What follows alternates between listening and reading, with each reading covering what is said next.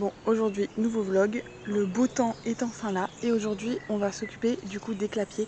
Je vous ai dit dans le dernier vlog qu'on manquait de place et là du coup hier j'ai reçu le nouveau clapier. On l'a finalement commandé, on a tout simplement avancé le budget du mois prochain, du mois de juillet et j'ai pris du coup dans les sous des bébés cochons d'Inde. Tout simplement, du coup voilà, il est là, on l'a reçu hier donc aujourd'hui il faut qu'on le monte et du coup qu'on fasse toute la place nécessaire sous le hangar à bois pour pouvoir mettre les trois clapiers du coup.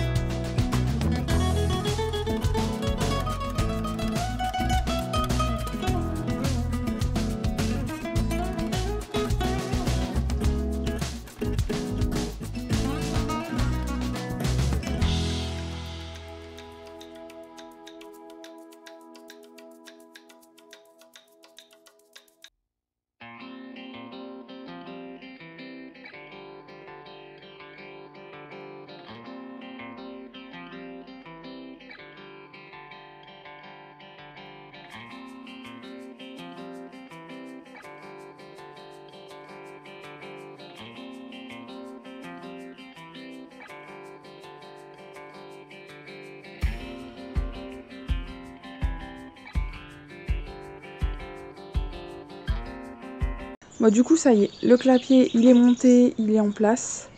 Donc, on a laissé le clapier rouge ici, on l'a juste reculé. Et le violet, on l'a mis là. Donc, franchement, il est pas mal. À monter, c'est plutôt facile. La notice est bien expliquée, puis il n'y a rien de très compliqué pour assembler un clapier. Juste, il propose un système de caillebotis. Donc, c'est-à-dire de mettre ces grilles-là. Hop, il y en a deux. De les mettre, du coup, au-dessus des tiroirs. À l'intérieur, nous on l'a pas fait parce que déjà j'ai l'habitude de nettoyer directement mes tiroirs et en plus de ça, ça peut être un bon système pour les lapins parce que ça va moins gêner au niveau de la taille des pattes. Pour les cochons d'Inde, ils vont forcément se coincer les pattes dedans, ils vont se faire mal, donc c'est même pas la peine d'y penser.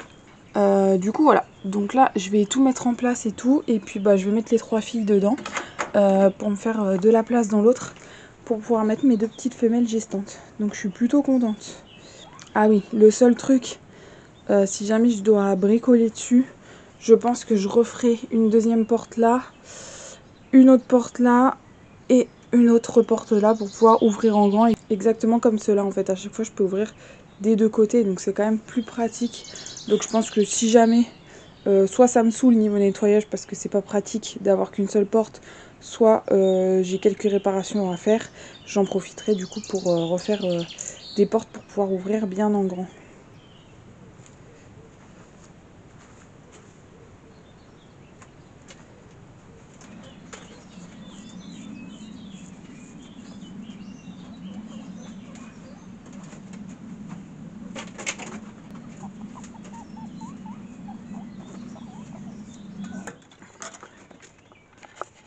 Bon, alors voilà, les filles, elles sont là.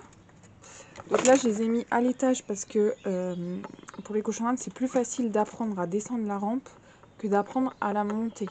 Donc là, elles sont à l'étage et dès qu'elles veulent, elles descendront. De toute façon, elles connaissent déjà le principe.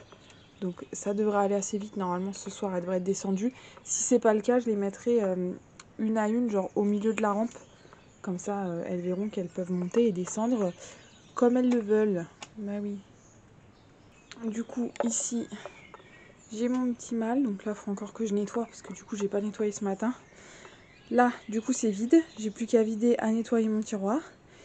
Et du coup, les 2 filles qui étaient là, je les ai basculées ici. Donc en haut, il y a Moon, la petite noire, et en bas, Blanche. Donc voilà, comme ça, elles sont bien séparées parce que la petite là, je pense qu'elle va pas tarder à nous faire si petit. Comme ça, elles vont être tranquilles. Et puis voilà, maintenant il n'y a plus qu'à attendre, mais du coup je suis contente parce que j'ai une place de libre au cas où j'ai, le jour où elles ont des bébés, s'il y a des mâles qui sont sevrés et qu'il faut que je les sépare, j'ai une petite place de libre. Tout le monde a la place nécessaire, donc je suis plutôt contente. Bon, du coup je prends la caméra rapidement, c'était pas prévu que je filme aujourd'hui. Donc ici là il y avait les poules dernièrement et l'année dernière c'était mon champ de pommes de terre. C'est ici qu'on a cultivé toutes les pommes de terre.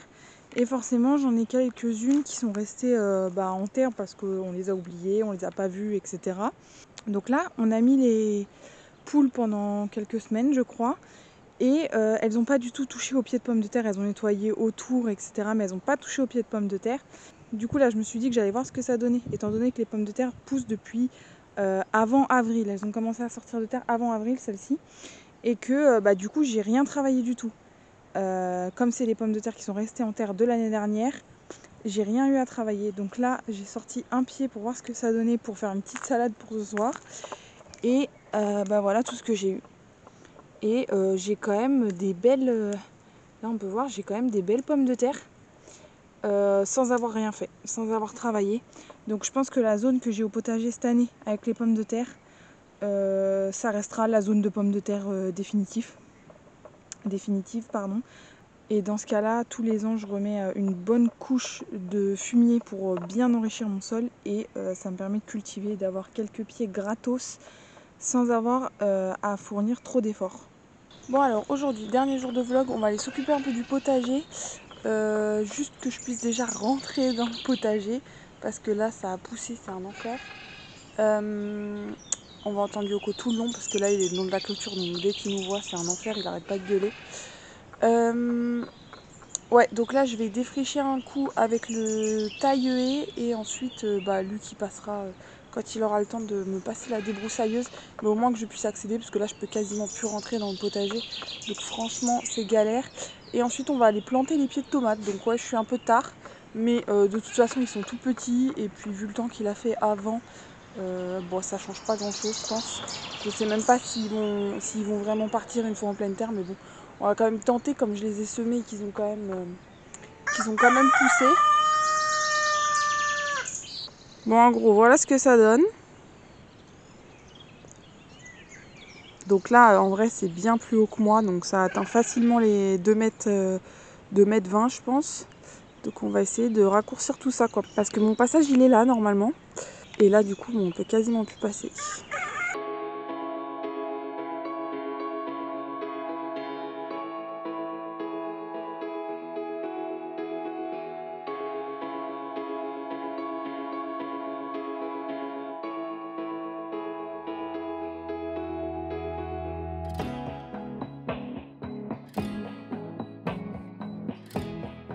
Bon, du coup, je vais pouvoir accéder beaucoup plus facilement, là, déjà.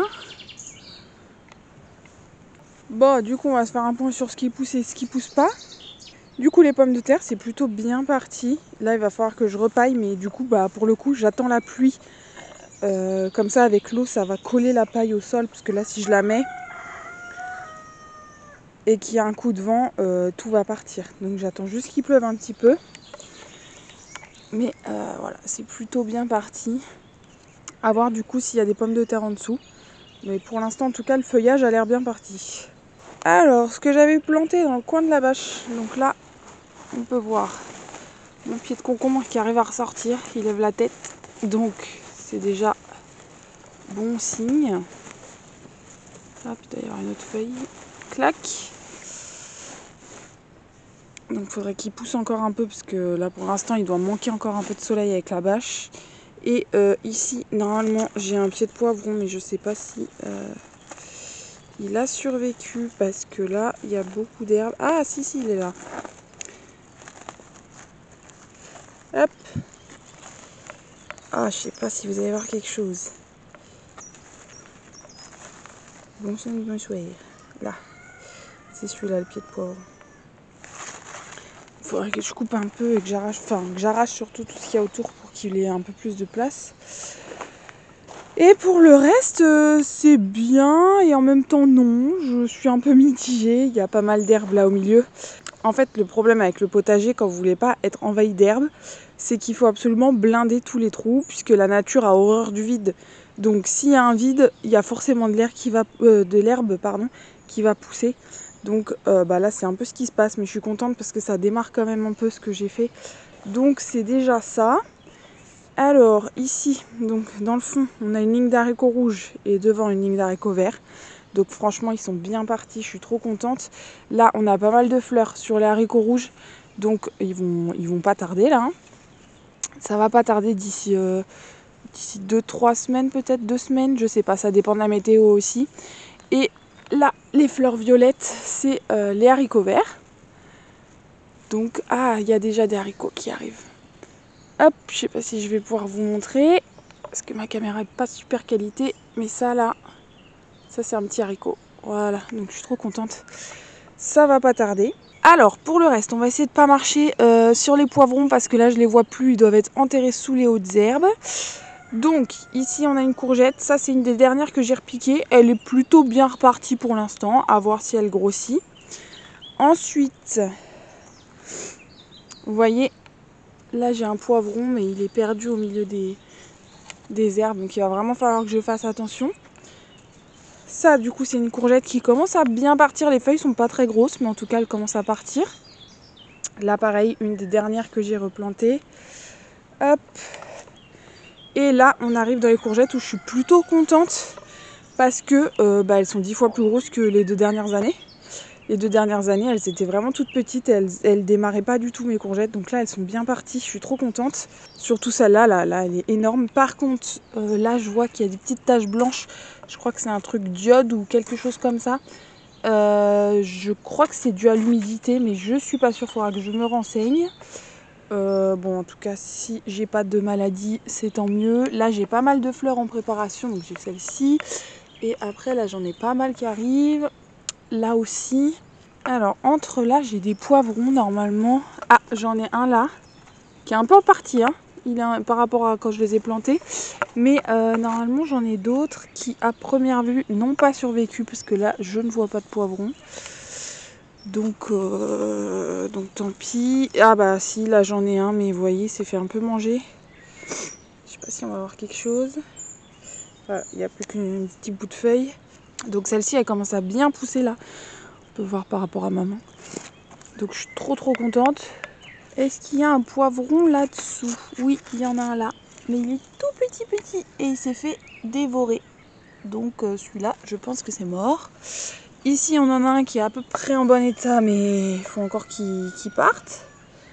Voilà. Donc ici, il y a moins d'herbe. La dernière fois, je vous avais dit qu'il fallait que je mette de la tonte de plus. C'est ce que j'ai fait. Et du coup, il y a beaucoup moins d'herbe qui a poussé. Ça a vraiment fait un bon paillage. Par contre, bah ouais, autour de mes plants... pardon. Hop, peut-être que j'arrive à viser. Autour de mes plants, j'avais pas bien... Enfin, j'avais pas trop serré parce que je voulais pas que ça me crame le pied. Et du coup, bah forcément, il y a plein de trucs qui ont repoussé. Donc, ça, petite courgette qui part. Là, on a un petit poivron aussi, juste là. Et là, vous voyez, ça, en gros, ça ressemblait à mes courgettes l'année dernière. Donc celle-là, elle a été plantée en même temps que la grosse que je vous ai montrée juste avant. Et pourtant, elle est toute petite. Et celle-là, elle donnera rien du tout. Donc bah tant pis, hein. Mais ouais, en gros, l'année dernière, bon, elles étaient un peu plus grandes que ça. Mes pieds étaient un peu plus grands que ça, mais en soi, elles avaient quasiment pas poussé. Je sais même pas si mes pieds avaient atteint cette taille-là. Donc là, déjà, je suis contente. Même si ça me donne pas, je suis contente parce que ça aura évolué par rapport à l'année dernière. En vrai, le seul truc que je suis déçue, c'est que j'arrive pas à gérer tout mon enherbement. Mais je pense qu'en fait, le potager est tout simplement trop grand par rapport à ce que je fais pour l'instant. Et bah du coup, forcément, j'arrive pas à gérer, quoi. Dès qu'il y a du vide, la nature repousse, les herbes repoussent, donc forcément j'arrive pas à gérer. Du coup, ce que je vais faire, c'est que je vais tricher. Mes pieds de pommes de terre, je vais les semer entre mes courgettes. Je vais avoir tout serré. Les courgettes, les poivrons, les pieds de pommes de terre. Mais déjà, tout sera plus ou moins au même endroit. Donc niveau enherbement, je devrais réussir à gérer. Les courgettes vont faire de l'ombre aux pieds de tomates. Surtout pour tout ce qui est humidité et tout quand il va faire très chaud, donc ça c'est plutôt cool aussi. Je vais ramener quand même un peu de fumier frais mais pas très fort des cochons d'Inde. Je pense que ça va aider un peu le sol, puis ça va faire un peu de paillage aussi, ça va pas être trop mal. Donc ouais, là je suis partie du coup pour planter des tomates. Je sais plus, j'ai dit tomates ou pommes de terre wow. Bref, là c'est des tomates qu'il faut que je plante entre du coup mes pieds de courgettes. Du coup, pour faire un point, voilà un peu ce que ça donne. Vous voyez, mes pieds de tomates, ils sont vraiment ridicules. Ça ressemble à rien. Donc tant pis, on va quand même les planter. On verra ce que ça donne. Les derniers poivrons qui restent, je laisse tomber. J'en ai déjà planté pas mal. Donc tout ça, c'est du poivron. Donc on laisse tomber. Là-bas, on a du concombre. Donc ça, c'est mes graines de l'année dernière. Ça n'a pas poussé. Là... il nous restait un pied de courgette, ça n'a pas poussé. Tout ça, c'est de la tomate. Le basilic, pareil, c'était des anciennes graines, il n'y a rien qui a poussé. Pour la pastèque, j'ai eu 2 petits pieds, mais en fait, j'aimerais bien les mettre en terre, mais en même temps, je me dis, ça sert à rien vu la tronche des trucs, quoi. C'est un peu ridicule. Là, c'était des graines qu'on m'avait données, c'est du concombre japonais. Il n'y a pas une graine qui est sortie. Pas une seule. Donc je pense que soit les graines étaient déjà plus bonnes, soit la conservation avait pas été ouf de base, j'en sais rien. Ou alors le plan sur lequel on a tiré des graines, c'était un plan non reproductible. J'en sais rien du tout. Toujours est-il que du coup je suis déçue, j'en ai pas. Là on a du coup encore des tomates. Ça c'est de la tomate cerise. Tout le reste des tomates n'a pas poussé. Le concombre, bah j'en ai planté un mais tout le reste ça n'a pas poussé. Voilà, on voit même une petite graine là qui est ressortie carrément, mais sinon ça n'a pas poussé du tout. Le maïs, j'ai rien eu, mais bon déjà c'était des graines qui me restaient et déjà l'année dernière ça n'a quasiment pas poussé. Les physalis n'ont pas poussé, je ne sais pas pourquoi. Le melon, j'ai deux petits plants de melon, mais je sais pas si ça vaut le coup que je les replante ou pas. Je vais peut-être déjà bien les mettre à tremper parce que là ces derniers jours il a fait très chaud. Donc ça a bien séché. Je vais peut-être les remettre à tremper et puis je verrai s'ils continuent de partir. Là on a de la tomate mais celle-là je pense pas que je vais la replanter vraiment. Ils sont tout petits les pieds. Ça donne rien. La betterave ça va partir. J'ai que ça qu'à pousser mais je vais pas replanter un plant quoi. Genre c'est bête. Et là j'ai un cornichon mais je sais pas encore ce que j'en fais parce que comme il y en a qu'un, je sais pas si ça vaut le coup que je les replante. Donc voilà, donc du coup on va surtout faire les tomates aujourd'hui. Je voulais faire le tour avec vous parce que je pense qu'après je vais virer tout ce qui n'a pas poussé. J'aimerais bien refaire quelques semis, notamment de la salade parce que du coup on n'a toujours pas mangé de salade puisque mon premier semis n'avait pas fonctionné. Donc là j'aimerais bien faire ça et j'aimerais bien démarrer les choux. Vaut mieux que je démarre un peu en avance que trop tard. Donc voilà.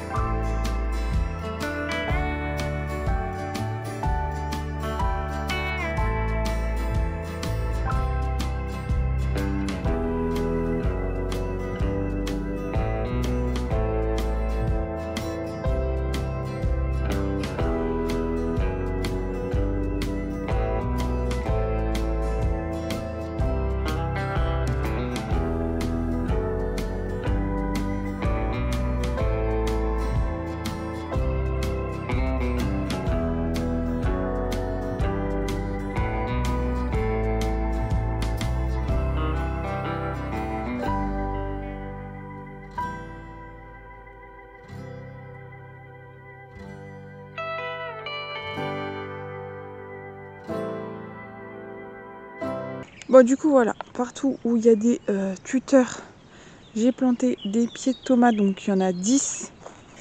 Voilà, donc ce que j'ai fait c'est que j'ai arrosé dans les trous directement avant de replanter mes plants. Et par contre le paillage là-bas, la tonte de pelouse, ça a super bien marché parce qu'en dessous c'est vraiment hyper humide alors que ici c'était beaucoup plus dur de creuser. Et du coup là au fur et à mesure de la semaine, quand je vais faire les litières tous les matins des cochons d'Inde, je viendrai l'étaler ici pour faire un paillage quoi tout simplement. Juste je me suis dit du coup en mettant mes plants de tomates, comment je vais faire pour aller chercher les haricots si j'ai plus de place, ou alors il faudra vraiment que je passe le long ici sans tout écraser. Mais voilà, une bonne chose de faite en espérant que ça donne quand même quelque chose, hein.